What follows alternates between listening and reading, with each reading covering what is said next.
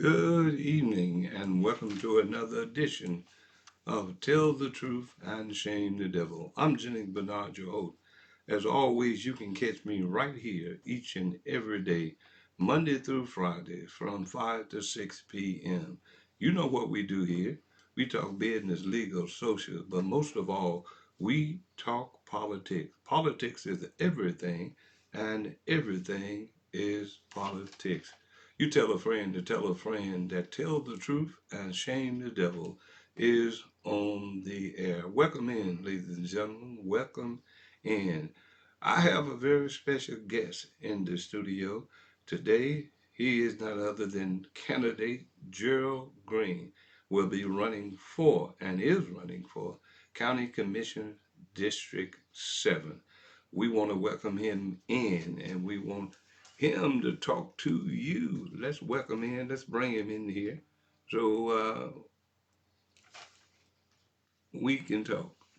This is none other than Brother Gerald Green. Good evening. Welcome to the show. Good evening, Mr. Bernard. Glad to be here. Well, you running for District 7 on the County Commission seat. We're going to give you this opportunity to just introduce yourself and to tell the people who you are. Yes, my name is Gerald Green. I'm running for County Commission District 7. Uh, 27 years, law enforcement, sheriff department, uh, worked in the school system as well. And the reason why I decided to take on this task because of the declining infrastructure going through our city and our county. And, uh, and I'm a firm believer we can navigate through this thing together to change because I want better for my community and my constituents.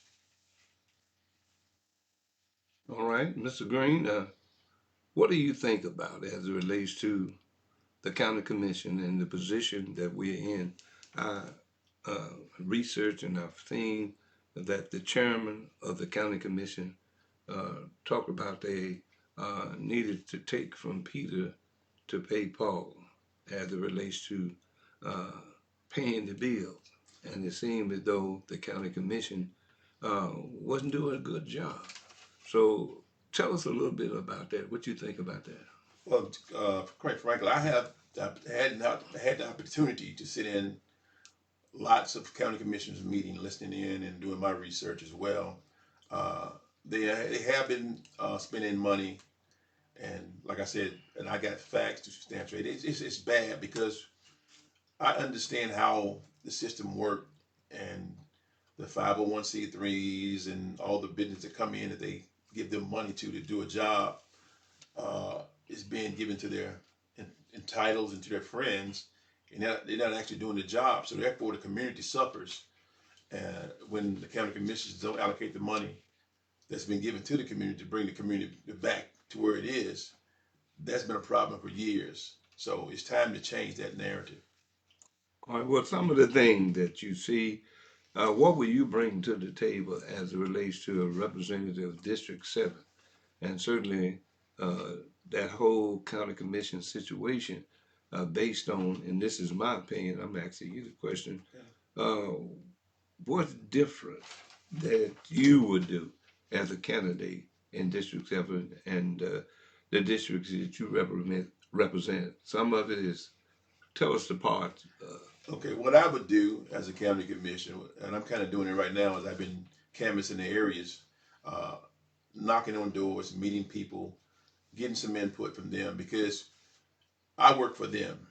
When I get elected, I'm working. They're my boss, so I'm Mhm. concerned about what's going on, and people have really been giving me real problems to deal with, and I'm already on top of some of them right now. And I'm not even county commissioner yet, but the biggest problem that we have now is blight in our neighborhoods, and blight creates crime.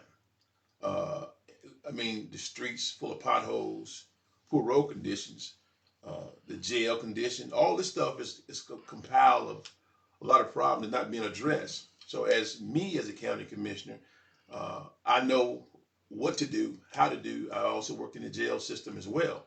Uh, I understand how it works, and I know what area to look, what area to fix, because like I said, the people that I've been talking to have really been giving me some insight on what to do and what needs to be done. And I'm ready with boots on the ground to help them help themselves. That's what it's all about. The people really need strong leadership. People need to have people that running for office that understand. And you said something that hit the nail on the head when you said that you work for the people. Correct. People that's on the county commission and other positions that I've seen and watched all the time is that they think that they are the people's boss, and Exactly. as opposed to uh, being understanding that they work for the people. Now, give me, you said blight. Uh, Give me some other concerns that you have in District 7. Now, Frazier, Douglas, Hollywood, Hyde Park, I know part of those, all of those are District 7. Correct. What is in District 7 that you think need to be done? I often say that when you look at North Memphis and South Memphis, you look at the blight, you look at the streets, the Yes. potholes, and those things Hmm. um, look bad. But you go East Memphis and you Correct. see everything that's smooth, as I Yes. often say, is a baby behind. But what would you do as a representative of District 7 and in those areas? Because I know you don't travel those areas Yes. and you Yes. see exactly what's going on. What I would do first, I would try to educate the people that I deal with every day and let them know that it is a better way. And the ability to recruit new businesses in the area, uh, food deserts, we need grocery stores, we need jobs, we need to do renovations on each corner, corner stores. We bring revenue back to the community. Mhm. That way, we can build the community back up. So I would actually empower the people who is finding jobs, uh, helping them in the economical side of it, and show them that there's a way out to get out of the situation. And I would pretty much try to let them know uh, the steps to take, because most people don't understand. People that's in my district that I've been talking to really want to be out of the situation. They really need help, and they don't know how to get it. So I'm gonna make sure that I educate them on how to get jobs, get off of Section 8 food stamps, because they've been asking me these questions. They really want to be out of this situation. They just need somebody to give them some direction and guidance, and that's what I would do. Right, but you notice that most people, when they want to get out of a situation, they look for the leadership. Uh, so often we see that individuals that get elected forget about everything that they said they were going to do Yes. because they get caught up in the system. And I can look at you and tell you, you're a big man. You can stand your own ground, but could you be persuaded to go against the people as opposed to for the people? And we see a lot of that that's happening.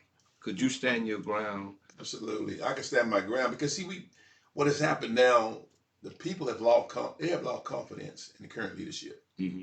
That's our biggest problem. When you lose confidence in the current leadership, so it's almost like a lost ball in high weeds. They really looking for it, trying to find the right solution for the problem. Hmm. And I think I know I can stand my ground because I have been, and I'm actually living in the same area they're living in. So I'm part of the problem. I'm part of this situation. So I want to be a part of the solution now. I'm in this area with them, and I'm watching it decline year after year after year, and nothing's being done. So I had already prayed about it, and Hmm. this it's time. I call it politicking. They tricking the people to vote for them, but they really not standing up for the people. I'm about the person that's really is out there trying to do better because I know where I came from the bottom to the top, and I always make sure I be fair, firm, and consistent when I do make decisions. Well, that is a big problem that we have over in the New Chicago area. The county commission uh, came to them basically wanting to relocate 201 Poplar. Well, the citizens, I have to give them kudos. They stood up to the county commission. They came down in mass numbers and said, we don't want this 201 Poplar over here in our community. And so far, they've been heard. but it's not over. From some people I'm talk to, they are saying that it's not over. They're going to come back. What would you do if you elected, or when you're elected, and you represent that area? Would you stand tall for those people over there in that area? Absolutely, because I was actually down there when they met with the county commissioners as it relates to building a jail in New Chicago. Hmm. And I know what happened back years ago as it relates to New Chicago. It started out, it's supposed to have been a precinct, a golf course, but from the beginning. And somehow or another that disappeared. So my thing was, well, how could you put a jail in the middle of these people's neighborhood that actually needs help, but you want to put a jail in the middle of a neighborhood?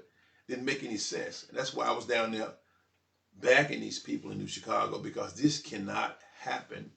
And the bottom line is, I know they don't have enough money to build a jail in New Chicago. I know what's going on right now during the county commission era right now. It's bad. It's real bad. So that jail situation, it won't happen. Not on my watch. All right.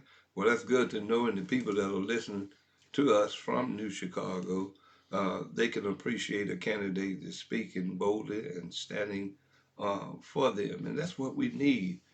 We have too many people that can persuade. When we look at uh, the city council, we look at the county commission. We have representatives in all that area Mm-hmm. uh, that they kind of run across each other. So when we talk about the blight, when we talk about the potholes, Mm-hmm. understand we just got through with some bad weather, and there's going to be a lot of potholes. Correct. The city uh, have to address those, and I understand some of them addressing. But as an elected official, how do you feel when you look at North and South Memphis and you see the potholes patched as opposed to being fixed in the black community that you represent? Uh, what would you do as it relates to talking to the power that be to make sure that your district receive the best of the best? Well, first of all, I'm in the district. It's my district, and what I want to do is hold people accountable, and that's what's not being done. Because I understand uh, the magnitude of what's going on. Okay, you got sanitation workers, you got to pick up trash on a daily basis, you got animal control, you got street, I mean pothole. Why not? Why don't we have not hire enough people to take the job on and do their job? Uh, and I mean, it's been going on for years, and I never understood why they couldn't spend the taxpayers' dollars on fixing this problem.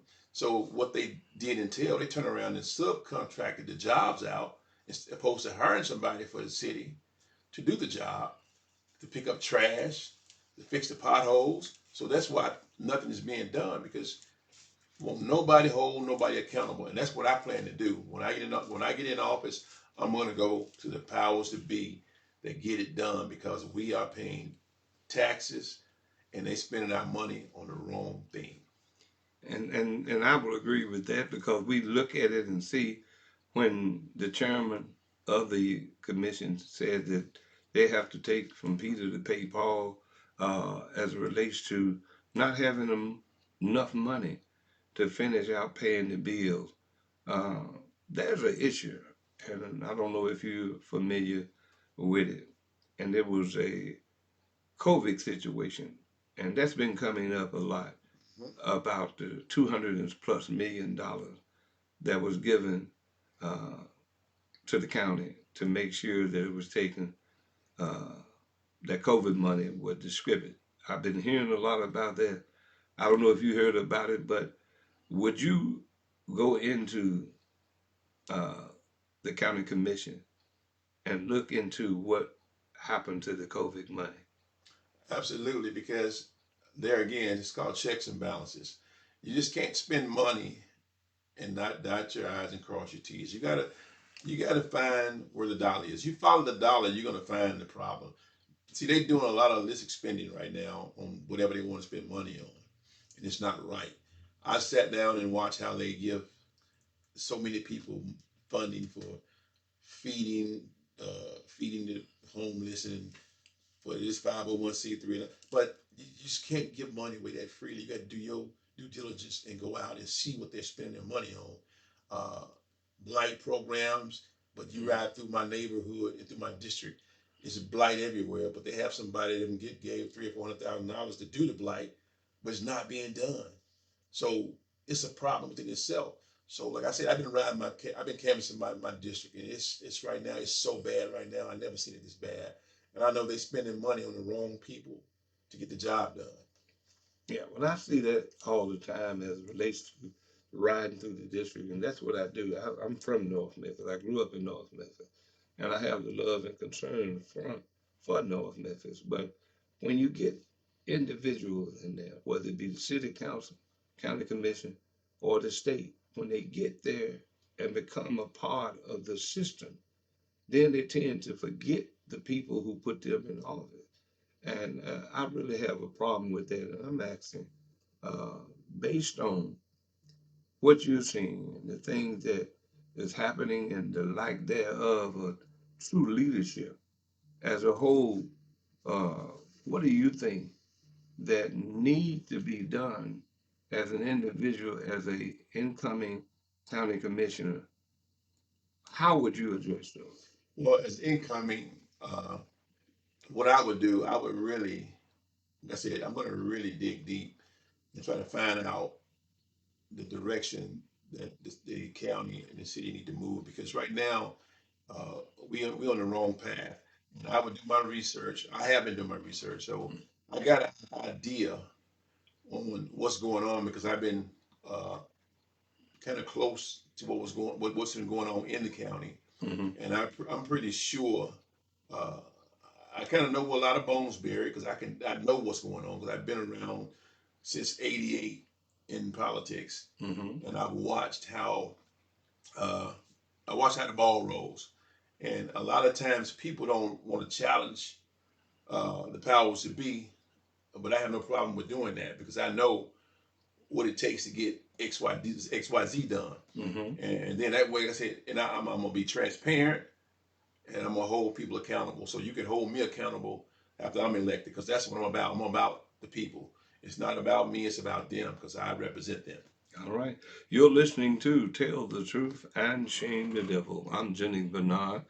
I'm here with my very special guest, candidate for District 7 County Commission C, Gerald Green. If you would like to talk to him, ask him a question, feel free to give us a call. The number is on the screen, 901-288-5779.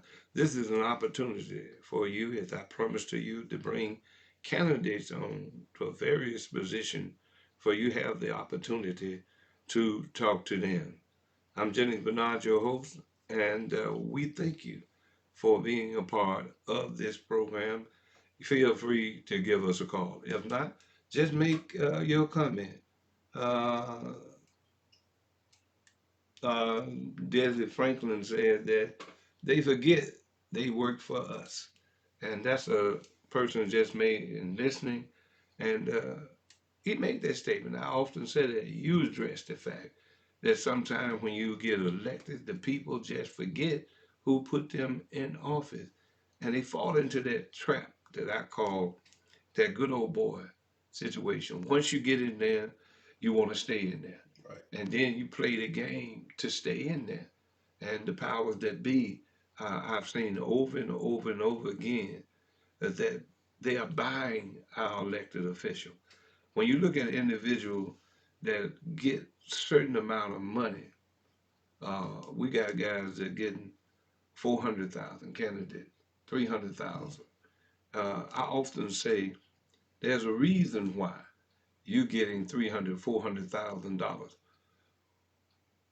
I say to you, you're being bought and paid for.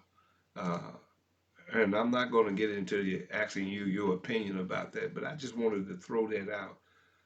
Basically, ask, uh, can you stand when it comes to the people and the campaign contributions that will be coming to you for you to be a part of the good old boy system? Can you walk away from that? Yes, I'm not a good. Well, one thing about me, I'm not. I can't be bought. I'm not for sale. Mm-hmm. And and I promise you, the campaign, the funding, I'm gonna utilize the resources in District 7 where they need to be utilized at, Okay. where we are hurting the most at. So I can't be bought. So like I said, I'm here to do a job, and like I said, this part of my interview process, my resume for the people that's out there watching and listening, that I'm here to serve you as your next county commissioner leader. Okay. Well, we've been seeing under this last administration, uh, under Paul, no, correction, under Lee Harris, he's on his way out. And thank God for that, in my opinion. I feel that he hadn't been a good county mayor. I see that he raised taxes. Uh, I see that the county commission uh, want to do something. It's probably be as needed over at the Region 1. But if we taking from Peter to pay Paul, how can we build a new hospital? What is your view on them raising taxes to make sure that they got the jail bill, or make sure that Regional One is built? What do Well, you think about that? well, I think about what I've been. I've been, like I said, I've been there from the beginning of this whole situation, and I listen how they get money year after year and don't utilize it properly. Hmm. So then they'll turn around and raise the taxes on the citizens to foot the bill. And my only problem is what happened to the money that was already there when it utilized properly. So you can't keep raising taxes to try to fix something that you had money to fix prior to, because that's like stealing. I mean, you got to take care of the business at hand when you have the money. Uh, I got a chance to speak with the sheriff about the jail, the money, and the reason why the mayor didn't make a decision to give him the money, I don't know, but uh, safety first. And I got a chance to speak to the county commissioners about that situation, about the money and the unsafe conditions in the jail. And they never could come to an agreement why they didn't give him the money, but the money is needed because if you don't fix the problem, then you're gonna either pay it in a lawsuit for getting sued because the jail is not safe. So there's a lot of things that's going on that should have been fixed a long time ago, but I don't know why they keep spending money, raising taxes on the citizens because it's not fair to us as citizens. Well, you they say you got almost 200 acres out there where the Pella Farm and where the federal prison is out there. You got all of that in the state. You got all of that in that area. Would you be willing to vote to deal with moving that out there in the Pillow Farm area where you got the Pillow Farm, you got, as they used to call it, the Pillow Farm Correctional Center out there, you got the state, and Mark Luttrell, federal, Yes, all in that area. yes. Why wouldn't they move it out there? And would you recommend they doing that? I would because that's where they already are, and there's enough land out there to do that Hmm. away from the people. You got the jail lease for the women. You got the adult offender center for the weekenders. Hmm. You have the federal prison and the state prison all right there together. Right. So I think that would be visited. They need to revisit that, and that'd be a perfect location because since it's already set up for that situation. Like I said, I used to work at the correctional center, Hmm. so I know it's enough land to do what they need to do. It's just a matter of them coming together and agreeing upon it. Well, raising money, and they said it'd be about $1 billion to do the hospital, $1 billion to do the jail. And right now we don't have it. And the only thing I see that they get it is going to raise the taxes on the people. Uh, would you be in favor of raising taxes if it comes up for these two situations? Well, to me, I wouldn't be able. I wouldn't be in favor of raising taxes because let's say if you keep raising taxes and we still run into the same problem every 4 years because they are misappropriating funds. We need to find out what the problem is and attack the problem because right now I already know we in the red. far as money is concerned, Mhm. uh, to the county commissioner side. Uh, and I know that they're gonna have to eventually probably raise the taxes. I'm not for it, but they're gonna have to do something to save the county from themselves. They have to do something. But you know, we raised taxes. They raised taxes over and over again. I remember over 30 years ago when they came out with the wheel tax. It was supposed to be a temporary thing, but it ended up being a lifelong thing for 30 years. Whenever they want to raise the tax, they always go to the wheel tax. Um, what do you think about that wheel tax that was supposed to be temporary, but now it's become just a part of what I call the cash cow? When they need something, and they just did it here recently, they went and raised the wheel tax. How much longer do you think that can continue to happen? It's been 30 years, but when it comes to the wheel tax, if it's going to come up again, because they got to get it, the money to raise to do these two entities as it relates to the jail and Regional One. And do you think those are really needed, especially the Regional One? It's a fine Regional One now, but I know they're saying that over years it's beginning uh, to be an expansion. Uh, what would you be? Well, my thing is this. I would actually let they need to bring in somebody to do a real close observation or audit of what's going on with the funding because we doing some spending that we don't need to do. Uh, and every time we turn around, we want to increase taxes on the taxpayers to fill the gap or fill the void. So we just need to do some real searching on where the problems initiated from and try to stop it because it's like a never ending cycle. So that means if we get everybody on the same page and sitting down at the table and everybody across the aisle and seeing that we can fix this, let's try to fix it and stop kicking the can down the road. Let me ask you this, that we are dealing with the school system and it's dealing with the school board, and we have a forensic audit that's coming through, and I think that's going to be something to hear. The Speaker of the House, Sessom, said that in looking at part of it already, he feels that there has been some misappropriation of funds. That's on the school board. Would you think, based on what is happening, do you think that there should be some kind of audit of Shelby County? Absolutely, because there again, you have to be able to follow the dollar. If you follow the dollar, more than likely you're going to find the problem. And if you find the problem, then you can be part of the solution on fixing the problem. Well, let me ask you this as well. The contracts. I mean, they had problem with contracts being given to individual, and it will, as you know, you mentioned earlier about nonprofits and people giving contracts. What is your position on people getting contracts, nonprofits, and there's no accountability? You give people money and say that, okay, we're doing this because you're doing that, and it's supposed to help people, but there's never a a check on how that money.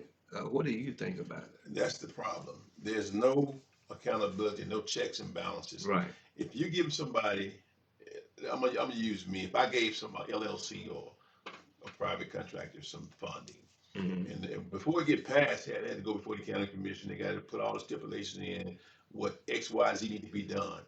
As that district, my district, if it's in my district, and it's supposed to be building, let's say building a school in my district or whatever, Hmm. people sit down, they talk about the funding part of it. So once you give a person some funds to do something, you just don't say give it to them and say go, you free to go. No, you got to check behind these people, make sure they doing X, Y, Z with the funds.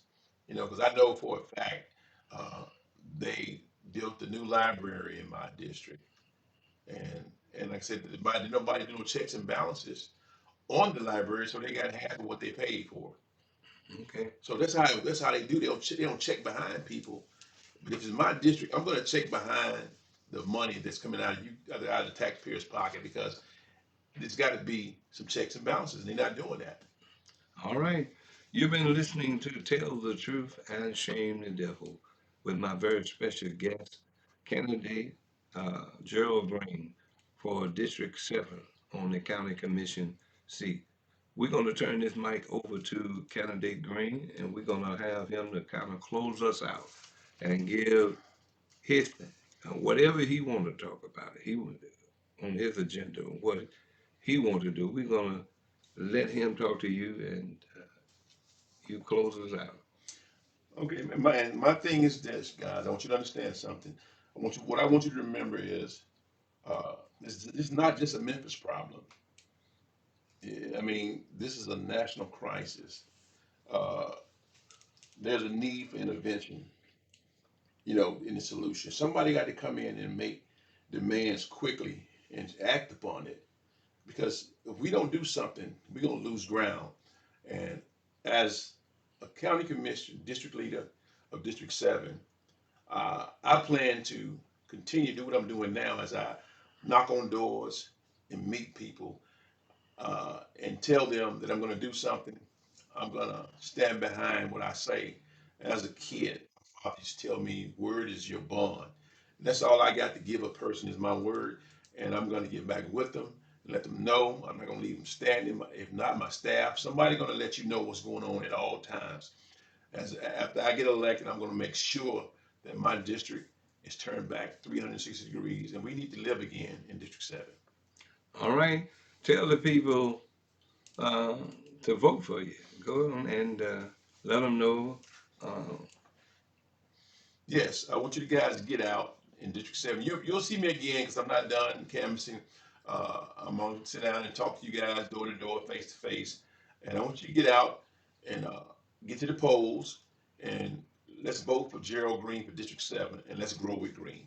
all right. Let's grow with green. Ladies and gentlemen, I appreciate you taking the time, Brother Green, to come to tell the truth, shame the devil, and get the people to know who you are. And this is always open to you. If you have some updates, feel free to give us a call because they want to know.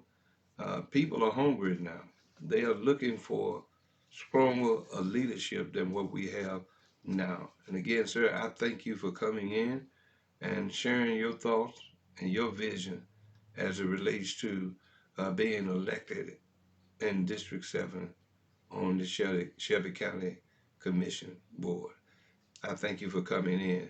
Yeah, thank you In for the, having me. all right, always in the words of my grandmother, she always said, if it's the Lord's will and the creek don't rise, we'll see you on tomorrow. But believe me in what I say. Trust everyone, but do not trust the devil inside of them. God bless. Take care. We appreciate you being a part of this program.